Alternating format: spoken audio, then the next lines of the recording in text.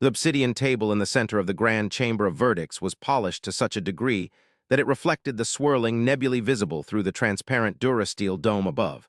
But tonight, the reflection was marred by the jagged, nervous shifting of the delegates gathered around it. The atmosphere was thick, heavy with the scent of ozone and the pheromonal musk of high-stress biology, a concoction of fear and aggression that had soured the air for cycles. Here sat the supreme commanders of the Crimson Hegemony, beings of chitin and crimson carapace, their movements sharp and clicking, contrasting violently with the fluid, luminescent grace of the Nova Ascendancy representatives, whose forms were wreathed in soft, shifting light contained within containment suits of filigreed gold. For 300 cycles, the Crimson and the Nova had torn the sector apart, turning garden worlds into glass and asteroid belts into graveyards of debris. Yet now, in this neutral station suspended in the gravity well of a dying brown dwarf, they were silent. The war had not paused for peace. It had paused because the sensors of both empires, usually blinded by their own electronic warfare, had simultaneously screamed a warning that defied all tactical logic. Something had entered the binary system, something that did not care for the borders drawn in blood by the Vraxis warlords or the holy boundaries illuminated by the luminary priests. General Kroll of the Crimson Hegemony dragged a heavy, serrated claw across the obsidian surface, the screeching sound causing the luminary High Archon, Alara, to ripple her containment field in irritation. Kroll was a veteran of the Ash campaigns. He had seen stars die and moons crack, but the readout currently frozen on the central hololith disturbed him in a way that artillery fire never could. It was a shadow, a void in the sensor net. It was not stealth technology, for stealth technology attempted to blend in with the background radiation of the universe. This anomaly did the opposite. It displaced the background radiation, pushing it aside with arrogant mass, creating a hole in the universe that was moving with impossible, inertialess velocity toward their gathered fleets. The silence in the chamber was the silence of predators who suddenly realize they are standing in the shadow of a much larger, unseen beast, and the chaotic politics that usually define these meetings. The shouting, the threats of orbital bombardment, the demands for territory, had evaporated, replaced by a cold, unifying dread. "The trajectory is confirmed," Kroll rumbled, his voice synthesizing through the translator box at his throat, stripping the clicking native tongue into a flat, intelligible galactic standard. "It will intersect the engagement zone in less than a single rotation. My fleet admirals are requesting permission to break formation and engage, but the targeting systems cannot lock. They simply slide off the hull geometry." He looked up, his compound eyes fracturing the image of Alara into 1,000 glowing shards. "Your ships are experiencing the same failure, Archon. I see the panic in your formation. Your holy light cannot find purchase on this intruder." It was a jab, a reflex of their endless war, but it lacked the usual venom. Kroll was not mocking her. He was seeking confirmation that he was not going mad, that the Crimson battleships were not the only ones rendered impotent by this arrival. Alara drifted closer to the table, her golden suit humming with a low, harmonic resonance that usually soothed her subordinates but now sounded like a funeral dirge. "It is not a failure of targeting," she corrected, her voice echoing as if spoken from a great distance. "It is a failure of perception. Our cogitators believe the object is a celestial body, a rogue moon, a wandering asteroid of immense density, but it moves with intent. It corrects its course. It ignores the gravitational shear of the brown dwarf." She extended a slender, glowing manipulator, manipulating the hologram to zoom in on the anomaly. The image was blurry, distorted by the sheer gravitational lensing the object generated, but the outline was unmistakable. It was not a rock. It was a construct. A jagged, brutalist spearhead of matte black metal, scarred and pitted, resembling a mountain range torn from a dead world and welded into the shape of a weapon. There were no elegant curves like the Nova ships, no aggressive spikes like the Crimson vessels. It was a block of industrial indifference, vast enough to have its own weather systems inside its hull. "It is a planet killer," Kroll whispered, the concept horrifying even of Vraxis.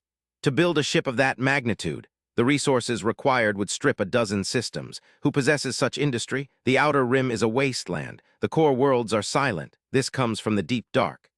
The deep dark was the term both empires used for the unmapped void between spiral arms. A place of myth and navigational hazard where no civilization was supposed to exist. It was a region of cold silence, yet here was a visitor bringing the cold with it. The censor officer, a minor Vraxis with trembling mandibles, spoke up from the recessed pit at the edge of the room. High Command! The object. It has decelerated. Instantly. The hologram shifted. The massive shadow, which had been traveling at relativistic speeds, had simply stopped. There was no deceleration curve, no retrorocket flare that would have rivaled a supernova. It had manipulated inertia itself, halting its momentum with a mastery of physics that made the hyperdrives of the Crimson and Nova fleets look like steam engines. Now it sat, motionless, directly between the opposing armadas. The scale became terrifyingly clear. The Crimson flagship, the Red Ravager, was a dreadnought of 5 kilometers, a city of war. Beside this new arrival, the Ravager looked like a parasite, a mere speck of dust floating against a monolith. The intruder was hundreds of kilometers long, its flank a wall of darkness that blotted out the stars, casting a physical shadow over the combined fleets. They are hailing us, the censor officer said, his voice cracking. Broadband transmission, analog, digital, subspace, varying frequencies. They are brute-forcing every communication protocol we have. They are not asking for a channel, they are taking control of them all.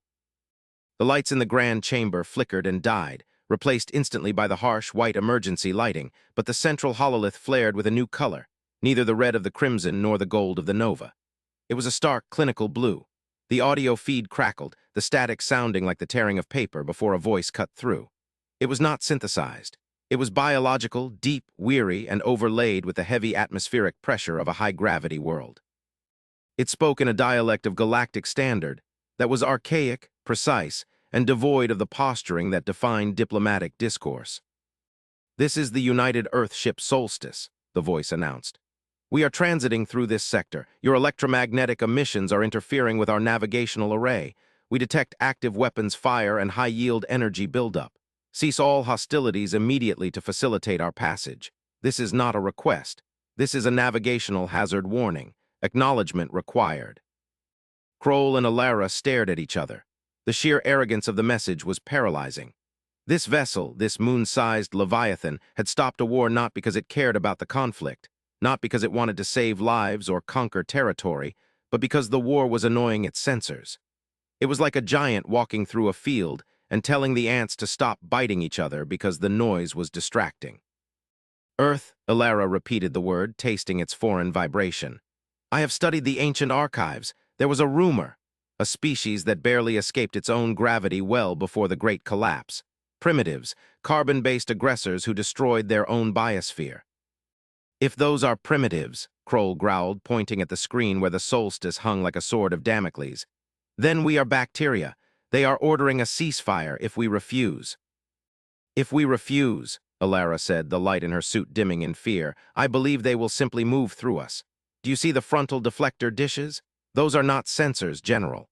Those are gravity plows. They are designed to push nebulae out of the way. If they activate them, our fleets will be crushed into scrap metal." Kroll slammed his fist onto the table. "I am a high general of the Crimson Hegemony. I do not take orders from a navigational hazard. Open a channel. I will speak to this Solstice." He adjusted his posture, puffing out his chest plates to maximize his silhouette, a display of dominance that had quelled uprisings on a dozen worlds. The channel opened.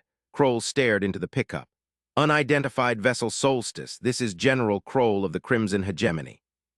You have entered a restricted military engagement zone. You are violating the sovereignty of—" "General Kroll," the voice interrupted, cutting him off with the casual indifference of a parent silencing a toddler. "We are scanning your vessel. Your reactor shielding is leaking. You are venting drive plasma. Efficiency rating is below 30%. We suggest you attend to your containment breach before posturing. We are not interested in your sovereignty. We are interested in the distortion waves your particle lances are creating.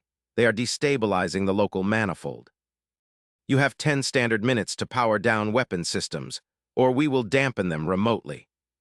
The threat was vague but absolute. Dampen them remotely. How? With what technology? Alara stepped forward, pushing Kroll aside. She needed to understand.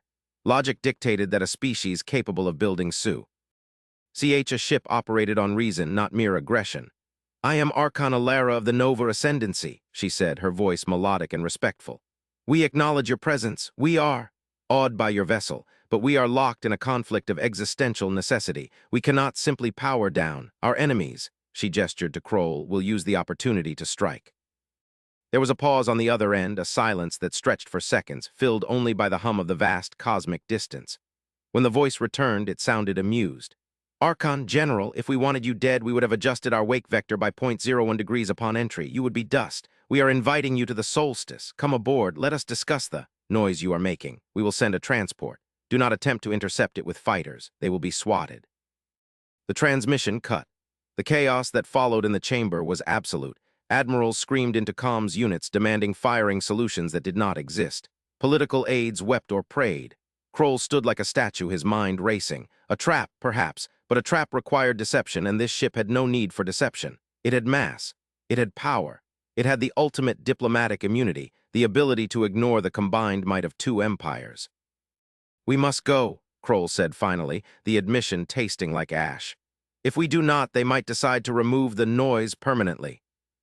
The transport that arrived was a blocky, ugly thing, devoid of aerodynamics, powered by engines that glowed with a terrifying violet hue. It docked with the neutral station with a mechanical clang that reverberated through the hull, shaking the very bones of the delegates. Kroll and Alara, accompanied by a small honor guard that felt woefully inadequate, boarded the human craft. The interior was Spartan. No gold filigree, no trophies of war. Just gray metal, warning stripes, and air that smelled scrubbed and recycled, carrying the faint scent of coffee and machine oil. There were no pilots visible. The craft flew itself, detaching and accelerating toward the solstice with a force that pressed the aliens into their crash couches. Through the viewports, the solstice grew, and grew, and grew. It ceased to be a ship and became a landscape. They flew over canyons of hull plating that were miles deep, bristling with antenna arrays that could listen to the whispers of galaxies.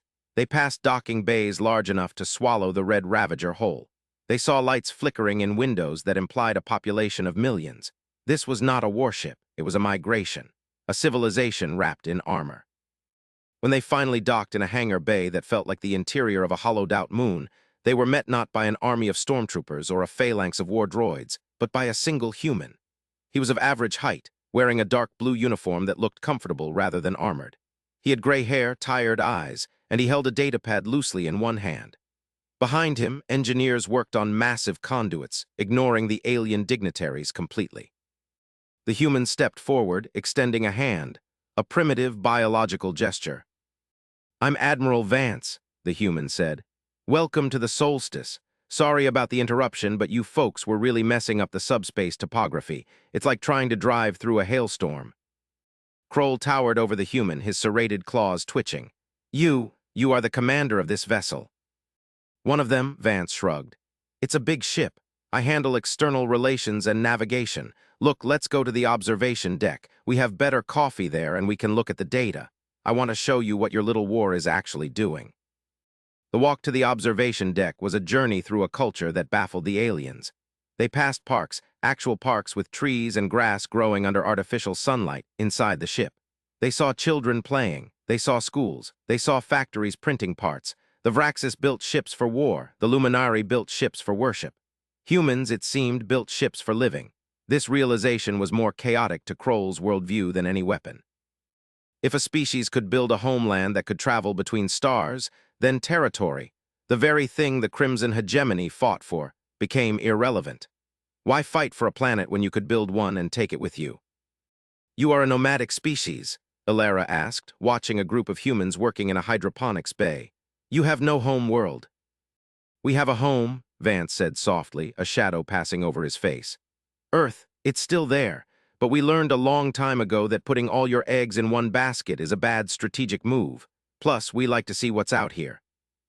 They arrived at the observation deck, a vast blister of transparency on the upper hull.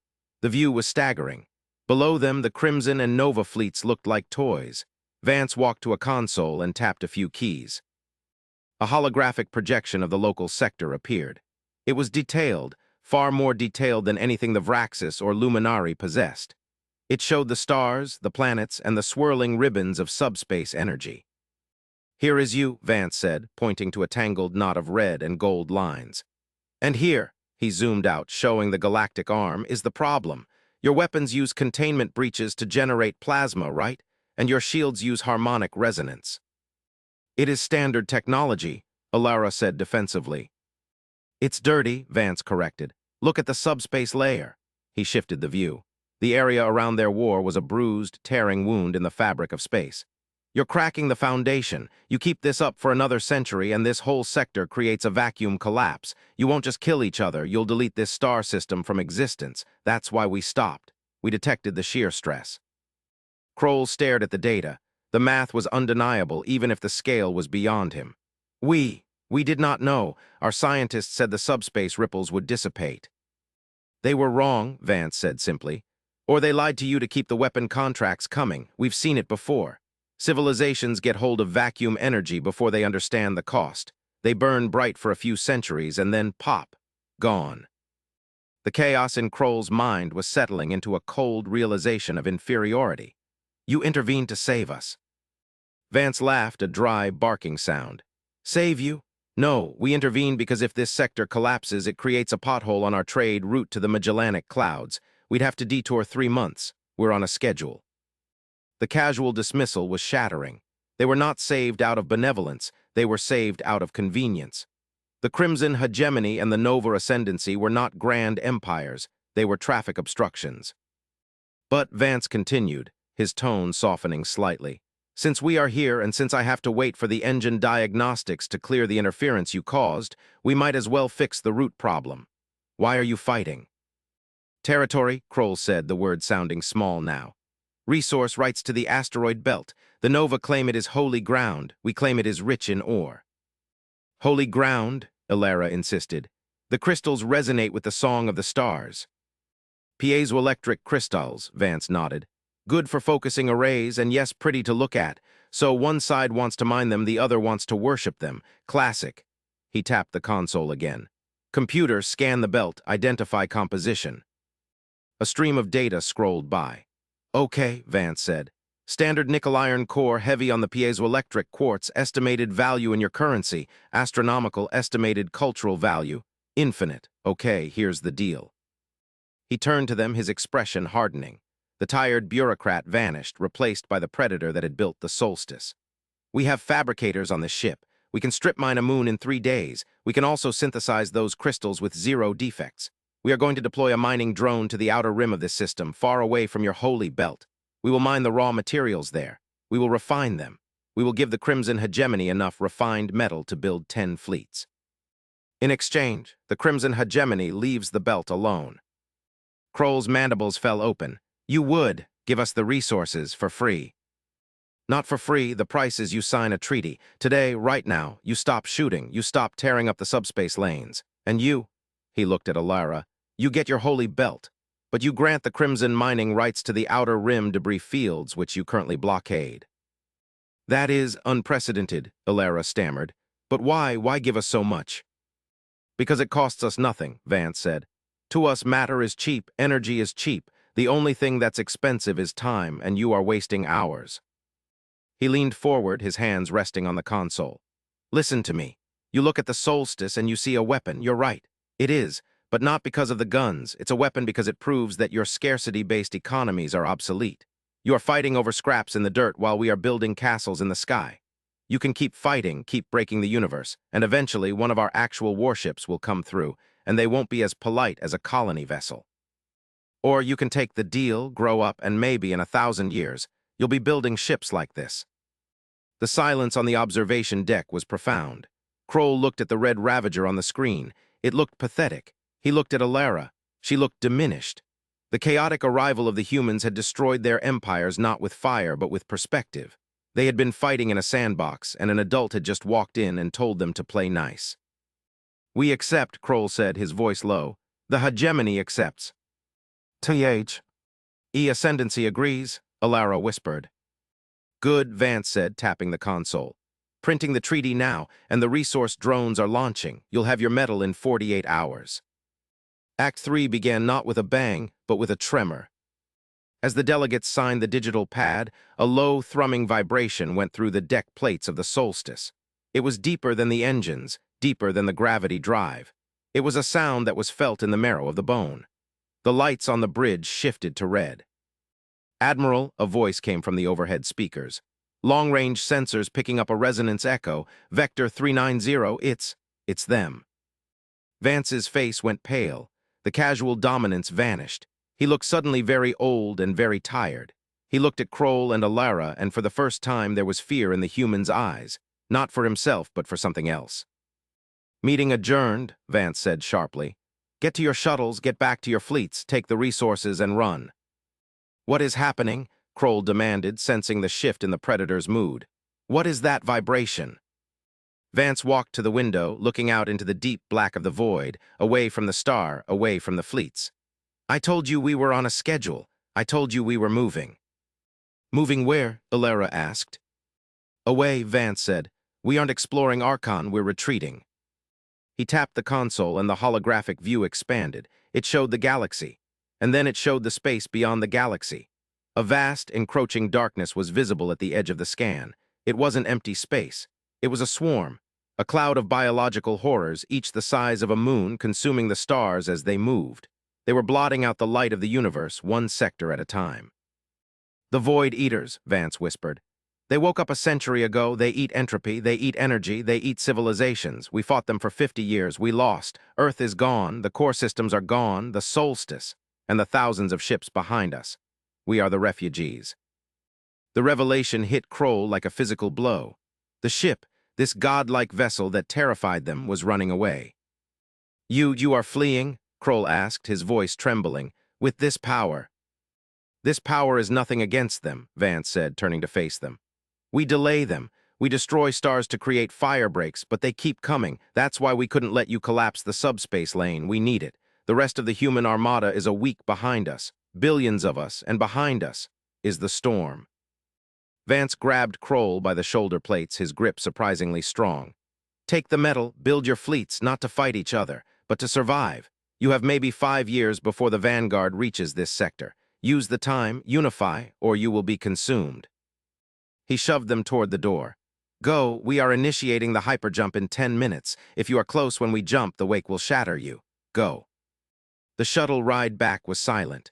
Kroll and Alara sat opposite each other, the treaty lying ignored on the floor between them. The pettiness of their war, the chaos they thought the humans had brought, was nothing. The humans had brought the truth. The chaos was coming from the dark.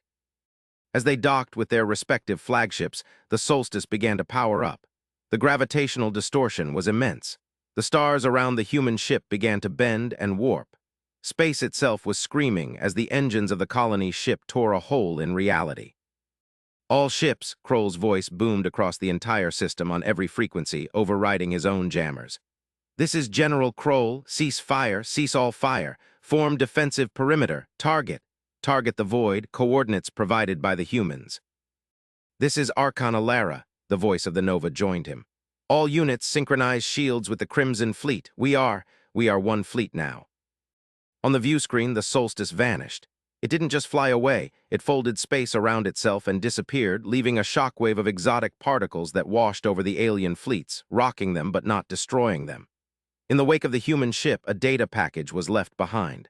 Schematics, weapon designs, shield harmonics, and a map of the encroaching dark. Kroll stood on the bridge of the Red Ravager, looking at the empty space where the mountain of metal had been. He looked at the Nova fleet, their golden lights shimmering in the distance. They were no longer enemies. They were fellow survivors in a dark forest, and the humans had just handed them a torch. "They brought chaos," Kroll rumbled, his claws clenching the railing. "They destroyed our war." "No," Ilara's voice came over the comms, soft but resolved. "They brought clarity. The war is over, General. The survival has begun." The two fleets, once poised to annihilate each other, slowly turned their prows outward, toward the deep dark, toward the path the humans had fled. Silence of the void returned, but it was no longer the silence of tension. It was the silence of preparation. The humans had shown them the scale of the universe, and in doing so had saved them from their own smallness. The chaos of the solstice had passed, but the lesson remained etched in the static of the sensors. We are small, but together we might be just big enough to matter. The Crimson and the Nova began to work. They had 5 years. And for the first time in history, the red of blood and the gold of light mixed to create a new color, the orange of a dawn rising against the coming night. The story of the solstice became legend in the cycles that followed. It was the ship that broke 2 empires without firing a shot. It was the harbinger. But mostly, it was the reminder that in the face of the infinite, pride is a luxury, and unity is the only currency that holds value. The humans were gone, racing down the galactic arm, but they had left their footprints on the soul of the sector. The work began. The forges of the Vraxis roared with new purpose, fed by the human schematics. The choirs of the Luminari sang new songs, equations of shield modulation woven into hymns. The asteroid belt, once the source of war, became the shipyard for the joint fleet. They built ugly ships. They built brutal ships. They built ships that looked a little bit like the solstice. They stopped trying to be elegant. They started trying to be enduring. And when the Void Eaters finally arrived, 5 years later, they did not find a divided, squabbling dinner. They found a wall of crimson and gold, bristling with kinetic cannons and singing with resonance shields, standing over the grave of their old hatreds, ready to rage against the dying of the light. The humans had run, yes, but they had taught the galaxy how to stand. The obsidian table was gone. In its place stood a tactical hololith of immense complexity, situated in the heart of the new Joint Command Station. Kroll, now older, his carapace scarred from the labors of the great construction, stood side by side with Alara. They watched the edge of the system. The sensors, upgraded with human tech, pinged. "They are here," Kroll said. "We are ready," Alara replied. "For the solstice," Kroll said. "For the solstice," Alara echoed.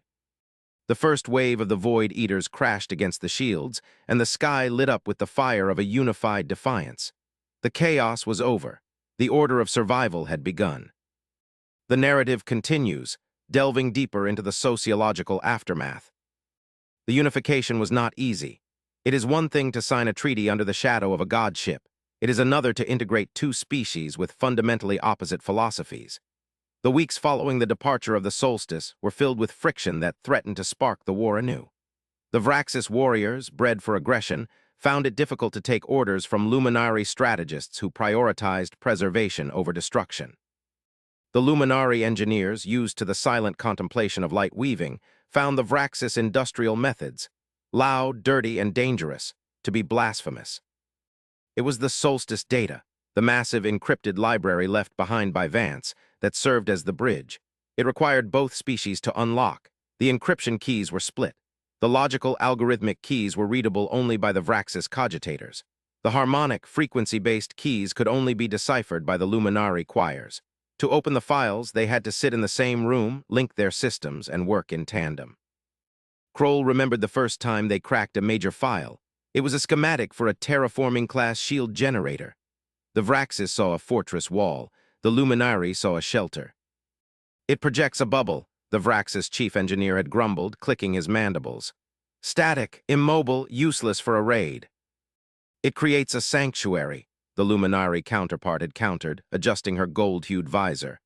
"It can withstand the tidal forces of a black hole. It is not for raiding. It is for holding ground." "Holding ground against what?" the Vraxis had asked. Then they opened the attached simulation file. It showed a simulation of a Void Eater swarm enveloping a star system. The shield generator was the only thing that kept the planets from being stripped of their atmosphere. The simulation ran for hours.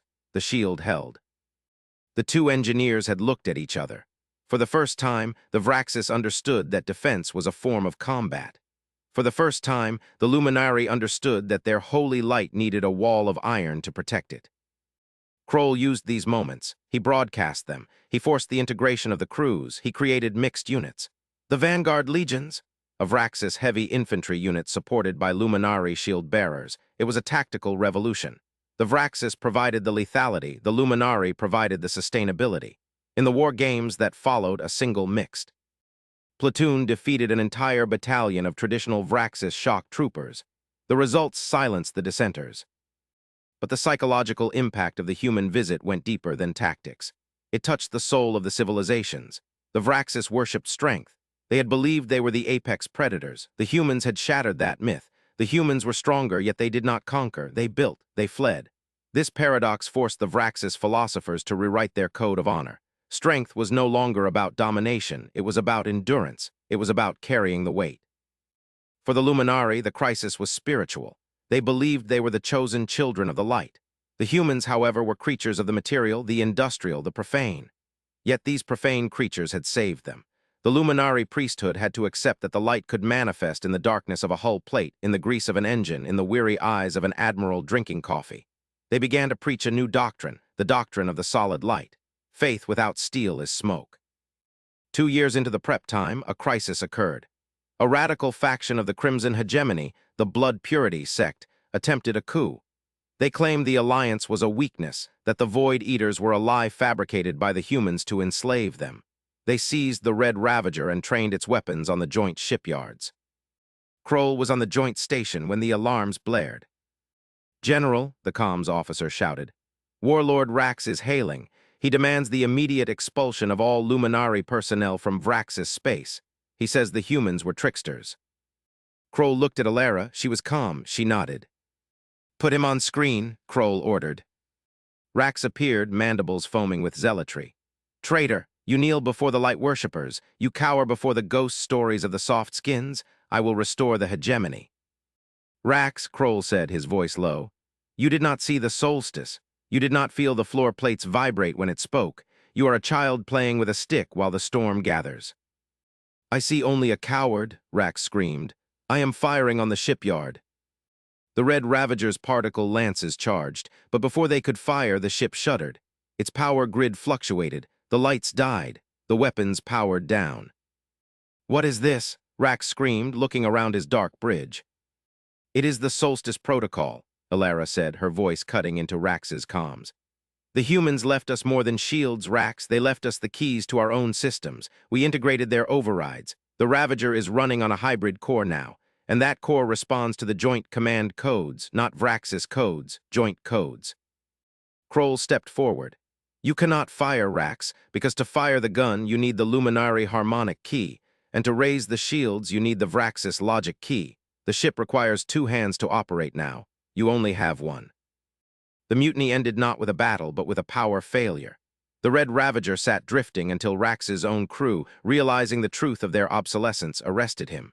It was the final nail in the coffin of the old ways. The technology itself enforced the alliance.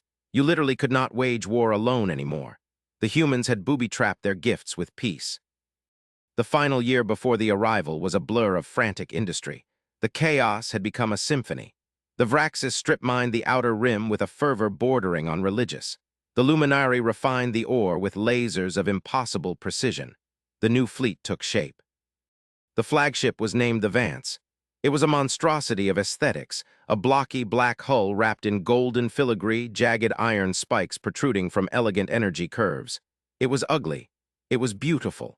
It was the child of the Crimson and the Nova. And then the signals stopped. The listening posts in the outer dark went silent one by one. No screams, just silence. The Void Eaters did not broadcast threats. They did not negotiate. They simply arrived. The first visual contact was made by a long-range probe. It showed a cloud of black shapes against the stars. They looked like squids made of smoke and teeth, biological ships the size of cities, moving with a fluid, organic propulsion. There were thousands of them. Kroll stood on the bridge of the Vance. "Fleet status." "Shields at maximum," a Luminari officer reported. "Reactors at 110%. "Weapons free," a Vraxis gunnery master confirmed.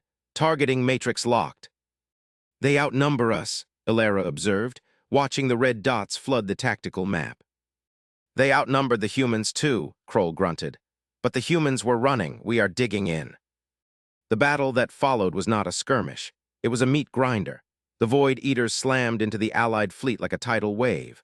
They fired beams of concentrated entropy that rotted hull plates and drained shields, but the shields held. The Luminari harmonics, reinforced by Vraxis industrial capacitors, created a wall of light that refused to break. And the return fire was devastating. The Vraxis kinetic cannons, now firing rounds tipped with Luminari plasma, tore through the biological hulls of the enemy. Every hit was a critical hit.